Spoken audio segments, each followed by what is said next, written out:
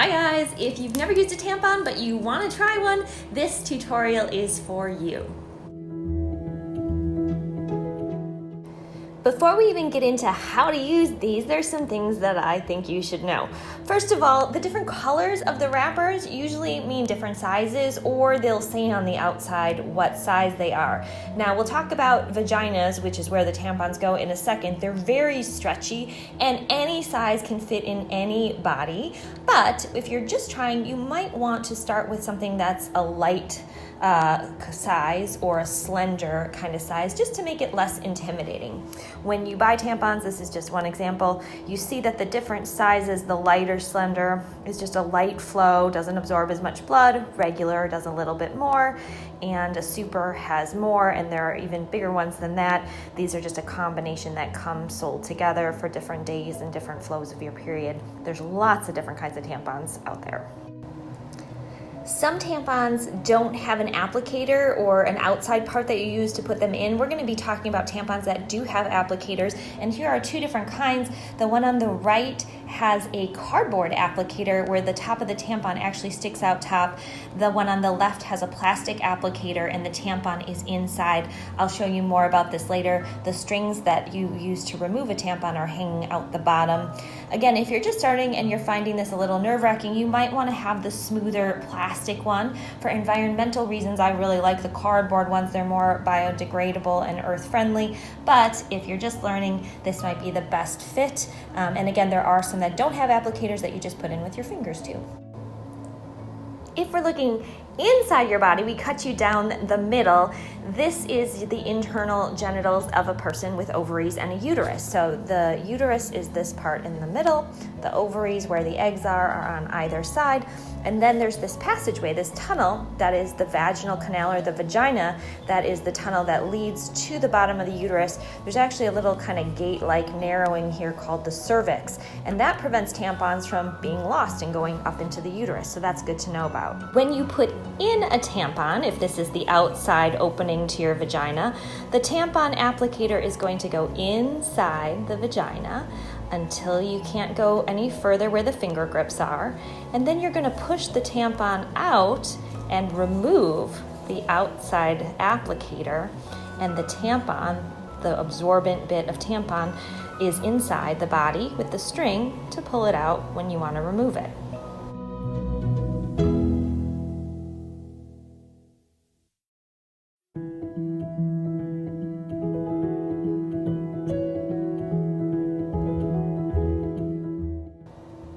So understanding the inside of the body is very important, but what you really need to know to put a tampon is you have to understand the outside of the body.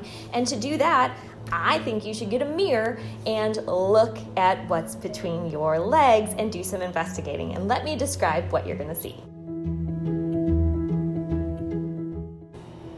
And just to make sure you have the lay of the land, this is the back of the body, this is the butt, this is the anus, and this is the front of the body where the pubic bone and the pubic hair are, and the legs are coming off to the side. So if this feels intimidating at first, all the more reason to do it. Good for you for checking out your body and learning about yourself.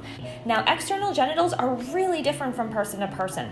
So the vulva, the kind of like padded mounds on the outside, are different sizes. They can be different sizes on either side of the same body. The inner lips, the labial lips, the outer and inner, can be different lengths and different colors and different lengths on different sides and things like that too. So everything's going to look a little bit different, but you're going to see something that looks kind of vaguely like this.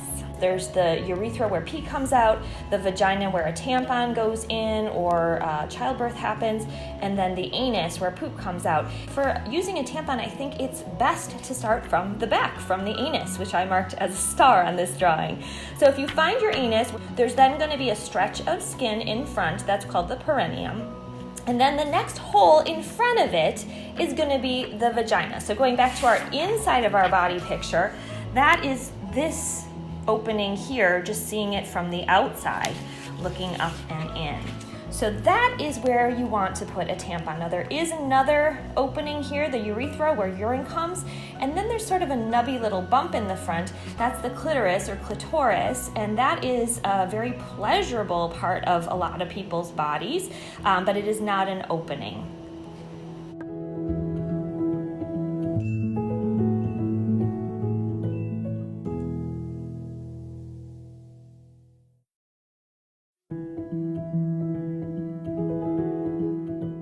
So again, you have a tampon with an applicator, and then there's going to be a grippy little part that you're going to hold it with your thumb and one of your fingers, whatever's more comfortable for you.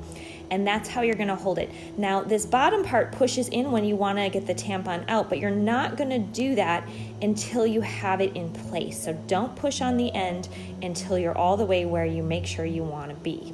So let me show you now using the plastic applicator. So hands are clean. We've tugged on the string to make sure it's nice and secure.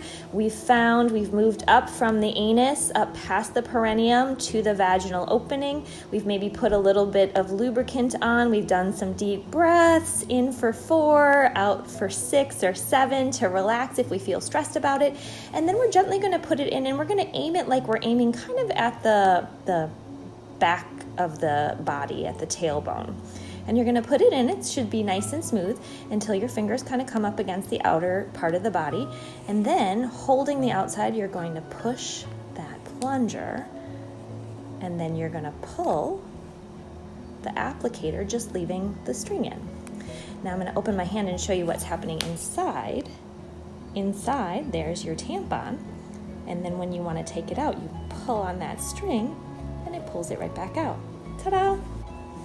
If you only put the tampon in like this, and then you push the absorbing cotton stuff and it's kind of close to the edge, sometimes you can feel it kind of rubbing when you walk and it feels like it's there.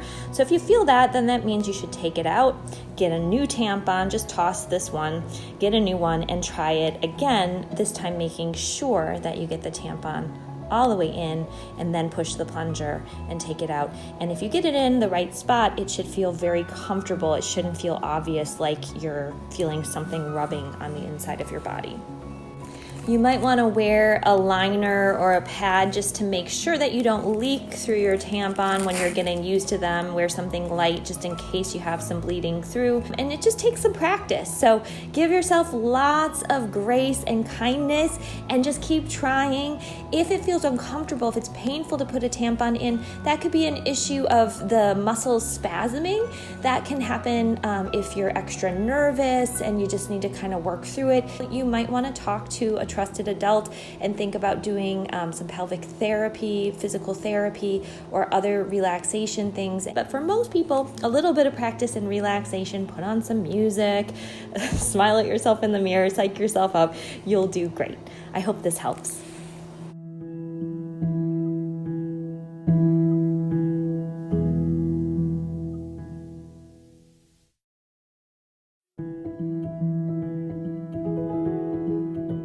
Whenever you buy tampons, you'll see this warning about toxic shock syndrome, which sounds scary, but it's pretty rare. Only 1 to 17 people per 100,000 people who have periods for a year will get it, but it is serious, and there are some things you should know about it. So if you're just starting to use tampons, you want to be extra aware that if you feel suddenly sick, get a fever, vomit, diarrhea, things like that, get a rash, that you want to take out tampons and get medical assistance right away.